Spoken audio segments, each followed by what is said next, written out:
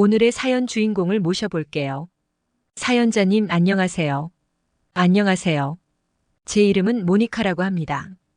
오늘 제가 꼭 알려드려야 할 사연이 있어서 찾아왔어요. 제가 한국인 남친을 만나고 결혼까지 하게 된 이유, 그리고 한국에서 겪었던 충격적인 사건에 대해 알려드리려고 합니다.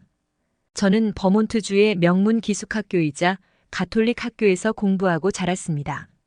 저희 집안은 아주 뿌리 깊은 가톨릭 집안이었거든요. 보고 계시는 분들 중에 혹시 성당을 다니시는 분이 있다면 죄송합니다. 그런데 제가 할 말은 해야겠어서 양해 먼저 부탁드립니다. 저는 솔직히 혼전순결에 대해서 너무나 마음에 들지 않았어요. 말 그대로 제 몸을 자유대로 쓸 수 없다는 이야기를 듣다 보니 괜히 오히려 반발하고 싶은 마음이랄까요.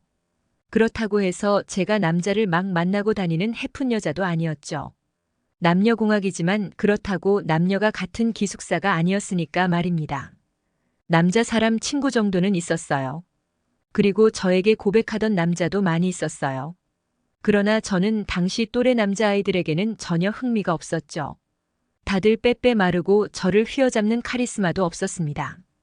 대신 저는 친구들끼리 돌려보는 것으로 제 욕구를 충족했어요. 바로 한국 드라마였죠. 사실 저희 학교는 허용되지 않은 전자기기를 사용할 수 없습니다. 그런데 어떤 친구가 전자사전에 한국 드라마를 다운받아온 것이었죠. 한국 분들도 전자사전 기억나시는 분들 있으실 텐데요. 하여간 그 친구는 친한 친구들에게만 알려주고 일정 돈을 받은 뒤 한국 드라마를 시청할 수 있게 전자사전을 빌려줬습니다. 저는 한국 드라마에서 나오는 달콤한 키스 장면을 보면서 언젠가는 이런 멋진 남자 주인공과 사랑을 나누고 싶다는 상상을 했죠. 그렇게 저는 상상으로 수십 번의 연애를 하며 중학생, 고등학생 생활을 견뎠습니다. 그러다가 마침내 대학생이 되었지요. 하나 대학생이 되었다고 해서 뭔가 변한 것은 없었죠. 미국 남자애들은 뭔가 남자다움이 느껴지지 않았습니다. 여러분의 생각보다 훨씬 매너 없고 별로예요. 그러다 제 대학 친구들이 해외 워킹 홀리데이를 추천해줘서 오랫동안 한국 드라마를 시청한 경력으로 한국어 공부를 했죠. 워킹 홀리데이 비자를 받으려면 한국어 자격증을 취득해야 했습니다. 의외로 한국어가 문법으로 들어가니 꽤 어려웠어요. 참 신기하게도 문법을 확립하니 한국어만큼 말하기 쉬운 언어가 없었죠. 다행히 자격증을 따고 워킹 홀리데이 비자도 나왔습니다. 그렇게 한국에서 여러 가지 아르바이트를 하면서 정말 다양한 한국 사람들을 만났어요. 그러다 제 눈에 확 들어온 사람이 있었답니다. 제가 모델 촬영을 하면서 자주 협업하시던 촬영 감독이 있었죠. 일을 하면서 그만큼 프로페셔널한 분을 본 적이 없었어요. 저는 사실 제 외모와 몸매만 믿고 촬영 감독님들한테 버릇없게 군 적이 많았습니다. 그럴 때마다 다른 촬영 감독님들은 저의 요구사항을 많이 들어주셨는데 이 촬영 감독님은 달랐죠. 제가 버릇없게 굴자마자 저를 따로 불러 아주 호통을 치신 적이 있었어요. 호통을 듣는데 기분이 그닥 나쁘지 않았어요. 정말 새겨들어야 할, 진작에 들었어야 할 이야기였습니다. 자세를 제대로 취하지도 않고 촬영감도 보고 움직이라는 거야. 지금 너는 내가 가지고 있는 재능을 썩히는 거야. 촬영 감독도 최대한 아름다운 장면을 끌어낼 수 있다고 하셨죠. 저한테 이렇게 대한 남자는 처음이었어요. 항상 굽히던 남자뿐이었는데 뭔가 색달랐습니다. 그래서 촬영일이 있을 때마다 항상 그분에게 사진을 찍히고 싶었죠. 그래서 매니저 분한테도 최대한 이분을 촬영 감독으로 섭외해 달라 했고요. 그러다 보니 호통도 많이 듣게 되었지만 사실 그분에게 호통받는 게 기분이 좋을 때가 더 많았어요. 결국 저는 결심했습니다. 그분에게 데이트 신청과 식사를 같이 해도 되겠냐는 부탁을 드렸죠. 예상대로 촬영 감독님은 몇 번 거절하셨어요. 제가 보기 싫은 것은 아니지만 만남이 생각대로 잘 되지 않는다면 일적으로 부담이 생길 수도 있는데 괜찮겠냐고 하셨지만 저는 정말 괜찮았습니다. 혹시나 데이트를 하고 나서 저를 싫어하게 되셔도 상관없었어요. 저는 이미 그분을 짝사랑하고 있었으니 다른 사람을 사랑할 이유가 없잖아요.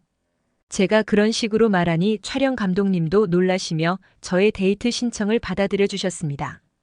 데이트를 몇 번 하고 나니 그분의 과거에 대해서 많이 알게 되었죠. 예전에 럭비도 하시고 정말 다양한 운동을 하셨더라고요. 그래서 체격도 정말 좋으시고 운동부와 군대에서 단체 생활을 하다 보니 다른 사람에 대한 배려와 눈치도 최고 수준이었습니다. 또한 남자다운 매너도 모두 갖추고 계셨어요.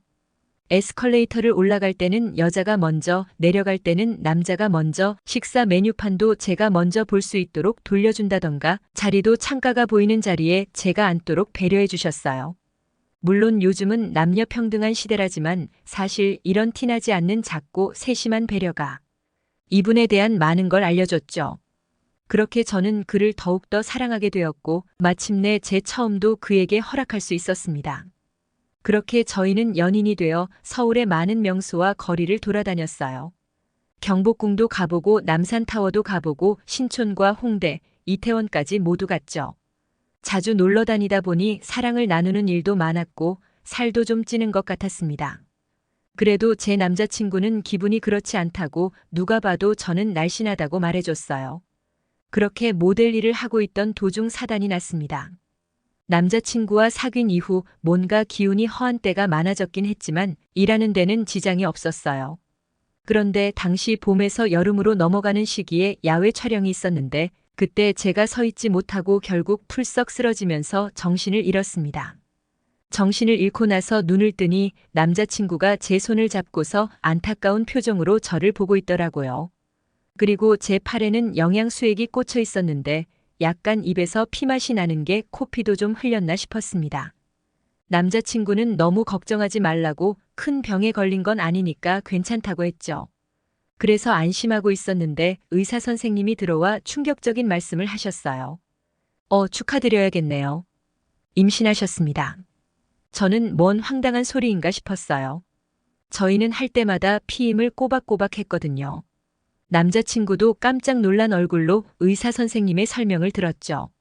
피임법은 거의 확실하게 임신을 막는 건 사실이지만 정말 아주 희박한 확률을 뚫는 게 불가능한 건 아니라고 하셨습니다. 물론 임신을 했다고 해서 불안하지는 않았어요. 제 옆에 저를 사랑하는 남자친구가 있었기 때문이죠. 남자친구는 그 자리에서 저를 책임지겠다고 말해주고 결혼 준비를 서둘렀습니다. 그리고 지금까지 임신한 줄 전혀 몰라서 미안하다고 말해줬어요. 저는 전혀 미안할 일 없다고 했습니다. 나조차도 제 뱃속에 아이가 있는 줄 전혀 몰랐으니까 말이죠. 다만 제 부모님께는 비밀로 하기로 했습니다. 제가 완전 조신하고 독실한 가톨릭 신자인 줄 아시거든요. 하여간 저희는 급하게 결혼식을 올리고 저는 한 아이의 엄마가 되기 위한 준비를 하게 되었죠.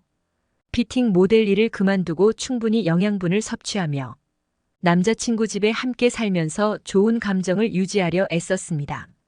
그닥 노력할 일도 없었던 것이 남자친구가 완전히 저를 위해 생활 패턴까지 바꿔주었기에 그닥 힘들지 않았어요.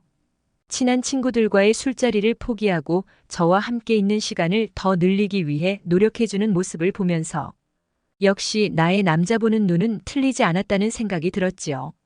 그의 사랑 덕분에 아이를 더욱 빨리 보고 싶은 마음뿐이었습니다. 초음파 사진으로 그와 저의 사랑의 결실을 보면서 아이에게 전념할 수 있는 사람이 되어야겠다는 생각을 했죠. 이렇게 말하다 보니 결국 제 자랑이 되어버렸네요. 앞으로 저희 부부 많이 응원해주세요. 모니카님의 사연 어떠셨나요? 지금은 자연 진통을 기다리면서 유도분만을 준비하고 계시는 모니카님 건강히 예쁜 아이 낳으시고 행복한 결혼 생활, 한국 생활이 되시기를 진심으로 기도하겠습니다. 지금까지 감동 사연 채널 왈칵이었습니다. 감사합니다.